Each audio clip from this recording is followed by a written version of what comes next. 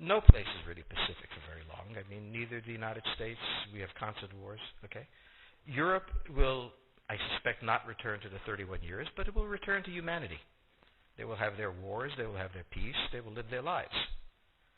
It will not be 100 million dead, but the idea of the European exceptionalism, I think, is the one suffering the first death. There will be conflict. There was conflict in Yugoslavia, and there's certainly conflict now in Ukraine. As to the relationship to the United States, we no longer have a relationship with Europe. We have a relationship with Romania, we have a relationship with France. There is no Europe to have a relationship with. Yes, the gentleman in the fourth row over here. Excuse me. By the way, I'm a subscriber. Is Islamic extremism really the major threat to the United States, and will it die on its own, or will it keep growing? It is a problem to the United States. It is not an existential threat. It has to be dealt with, but it has to be dealt with proportionately. We have other foreign policy interests. So, the primordial interest of the United States, over which for a century we have fought wars, the First, Second Cold War, has been the relationship between Germany and Russia, because united they are the only force that could threaten us, and to make sure that that doesn't happen. What you do, if you're a Ukrainian, is essentially reach out to the only country that will help you, which is the United States. Last week, 10 days ago, General Hodges, Commander U.S. Army Europe, visited Ukraine. He announced that U.S. trainers would now officially be coming, not just unofficially coming. He actually pinned medals on Ukrainian fighters, which by protocol of the military is not the way. Foreigners don't get to pin on, medals. But he did, showing that this was his army. He then left, and in the Baltics announced that the United States would be pre-positioning armor, artillery, and other equipment in the Baltics, Poland, Romania, and Bulgaria, which is a very interesting point. So the United States, and now yesterday the United States announced that it would be sending weapons. Tonight, of course, they denied it, but they are. The weapons will go. In all of this, the United States has acted outside the context of NATO. Because NATO has to have a 100% vote. Any one country can veto anything. And the Turks will veto it just for giggles. The point is that the United States is prepared to create a cordon sanitaire around Russia. Russia knows it. Russia believes that the United States intends to break the Russian Federation. I think that, as Peter Lorre put it, we don't want to kill you, we just want to hurt you a little bit. Either way, we are back at the old game. And if you go ask a Pole or a Hungarian or a Romanian, they live in a totally different universe from a German. And they live in a totally different universe from a Spaniard. So there is no commonality in Europe. But if I were a Ukrainian, I would do exactly what they're doing. Try to draw the Americans in. The United States has a fundamental interest. It controls all the oceans of the world. No power has ever done that. Because of that, we get to invade people and they don't get to invade us. It's a very nice thing. Maintaining control of the sea and control of space is the foundation of our power. The best way to defeat an enemy fleet is to not let it be built. The way the British managed to make certain that no European power could build a fleet was to make sure the Europeans were at each other's throats. The policy that I would recommend is the one that Ronald Reagan adopted toward Iran and Iraq. He funded both sides so they would fight each other and not fight us. This was cynical. It was certainly not moral. It worked. And this is the point. The United States cannot occupy Eurasia. The moment the first boot sets the ground, the demographic differential is we are totally outnumbered. We can defeat an army. We cannot occupy Iraq. The idea that 130,000 men would occupy a country of 25 million, well, the ratio in New York of cops to citizens was greater than we had deployed in Iraq.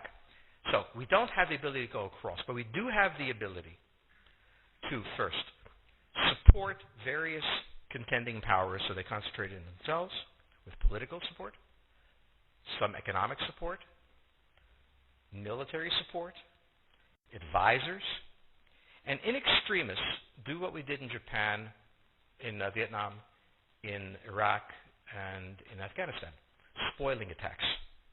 The spoiling attack is not intended to defeat the enemy. It's intended to throw him off balance. What we did in each of these wars, in Afghanistan, for example, is we threw Al-Qaeda off balance. The problem we have, since we're young and stupid, is that having thrown them off balance, instead of saying, okay, job well done, let's go home, we said, well, that was easy.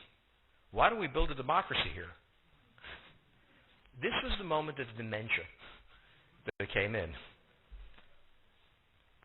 The answer, therefore, is the United States cannot constantly be intervening throughout Eurasia. It must be selectively intervening and very rarely. That is the extreme moment. We cannot, as the first step, send American troops. And when we send American troops, we have to clearly understand what the mission is, limit it to that, and not develop all sorts of psychotic fantasies. So hopefully we've learned that this time. It takes a while for kids to learn lessons. But I think you're absolutely right. We cannot, as an empire, do that. Britain didn't occupy India. It took various Indian states and turned them against each other and provided some British officers for an Indian army. The Romans did not send vast armies out there. It placed kings like, various kings created under the emperor, and those kings were responsible for maintaining the peace. Pontius Pilate was an example. So empires that are directly governed by the empire, like the Nazi Empire, fail. No one has that much power. You have to have a level of cleverness. However, our problem is not yet that. It is actually admitting that we have an empire. So we haven't even gotten to that point where we don't think we can kind of go home and it'll be over and done. And so we're not even ready for chapter 3 of the book. The question on the table for the Russians is, will they retain a buffer zone that's at least neutral? Or will the West penetrate so far in the Ukraine that they're 70 miles away from Stalingrad and 300 miles away from Moscow? For Russia, the status of Ukraine is an existential threat. And the Russians cannot let go. For the United States, in the event that Russia holds onto the Ukraine, where will it stop? Therefore, it's not an accident that General Hodges, who's been appointed to be blamed for all of this, is talking about prepositioning troops in Romania, Bulgaria, Poland, and the Baltics. This is the intermarium, from the Black Sea to the Baltic, that Pilsudski dreamt of. This is the solution for the United States. The issue to which we don't have the answer is, what will Germany do? So the real wild card in Europe is that as the United States builds this cordon sanitaire, not in Ukraine, but to the west, and the Russians try to figure out how to leverage the Ukrainians out, we don't know the German position. Germany is in a very peculiar position. Its former Chancellor Gerhard Schroeder is on the board of Gazprom. They have a very complex relationship to the Russians. The Germans themselves don't know what to do. They must export. The Russians can't take up the export. On the other hand, if they lose the free trade zone, they need to build something different. For the United States, the primordial fear is Russian capital, Russian technology, German technology and German capital, Russian natural resources, Russian manpower, as the only combination that has for centuries scared the hell out of the United States. So how does this play out?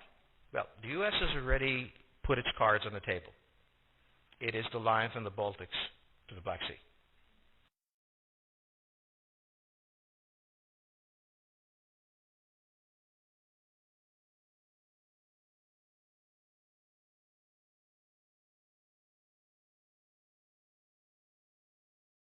For the Russians, their cards have always been on the table.